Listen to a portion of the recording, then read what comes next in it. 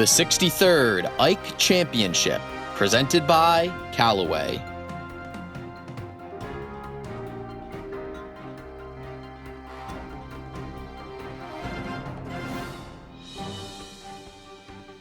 We're really excited to be back at Meadowbrook again. It's a great championship golf course, and after the major renovation they did, it's going to be a perfect venue to debut their newly renovated golf course. The course has never looked better, it's never been in better condition, so I think the players are going to really enjoy it and have a great week. We're just looking forward to a great championship, so fun for us to host.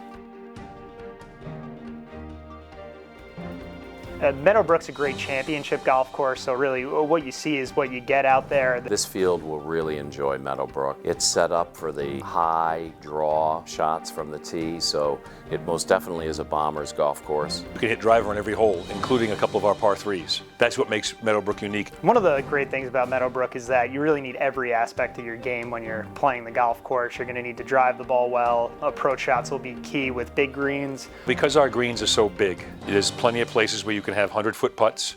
I think accuracy of your approach shots is going to be the ultimate decider of the champion.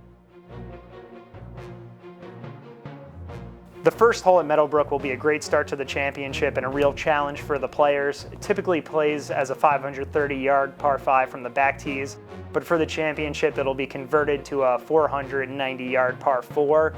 On the tee shot, there's a big reward for taking on some of the fairway bunkers. If you're able to carry those, it gives you a very manageable approach shot in, and you'll be hitting a long iron as opposed to a wood or a hybrid. It's the biggest green on the golf course, so even if you get on in 2, there's no guarantee at a 2-putt.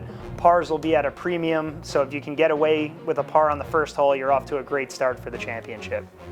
Hole number 5 is a unique one. It's a potentially drivable par 4. From the back tees, it's 340 yards, but players can take on the corner, go over the trees to make it drivable. It plays about 280 to 300 yards on a straight line to the green. The green itself is where a lot of the defense comes. You could hit it up near the green and have a near impossible up and down to try and make birdie. So players will have a lot of choices to make over the 3 rounds.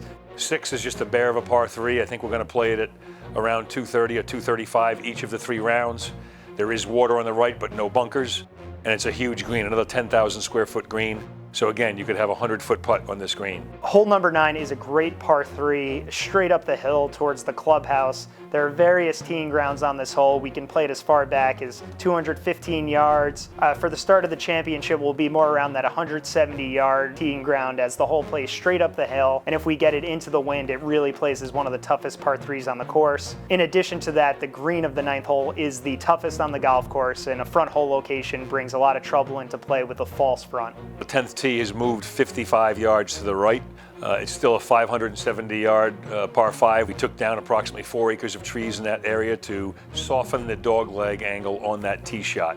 So they're going to have to challenge the corner, but if they can hit a good drive, the approach is sloped towards the green. Our architect, Brian Silva, had the idea that if they can just fly the fairway bunker, they would hit the downslope and it would kick the ball onto the green. Or they could choose to lay up and have a 90-yard wedge shot into another one of our brand new greens. So going to number 11, we moved the tee about 35 yards to the right. Again, took down a lot of trees to soften the dog leg. And we will play that back at 420 every day. But the biggest thing about number 11 is the 2 new fairway bunkers. They never existed before. It's about 270 to fly the first fairway bunker. So these players will be able to fly the first one and risk more danger going into the second one. If they hit a good one, they'll probably fly it and have a wedge in, or they can choose to hit 3-wood and take the bunker out of play and have an 8-iron in. 12 was a par 5. Now it's going to be a 480-yard par 4. I think it's going to be a very difficult hole. There'll be a lot of hybrids hit into it if you don't hit a good enough drive. The green is pretty well guarded, very narrow entrance, but you can still roll it up. So I think 12 will be a pivotal hole in the championship. I think it's going to be a bogey for a lot of people in their scorecard. And 18, the new par 5 with a risk-reward content to it. From where the players in the Ike will be playing it, if they want to fly the whole bunker and have the shortest shot into the green, they're going to have to fly the ball about 303. Guys who hit a big drive will have to make a decision whether they try going for the green in 2 or laying up and chipping on and having a sure chance at a birdie. Pin placement on the new green can be very difficult back left. Middle of the green is easy, and the front of the green you'll be dealing with the false front. If you get behind the pin and hit it too hard, you could put it off the green.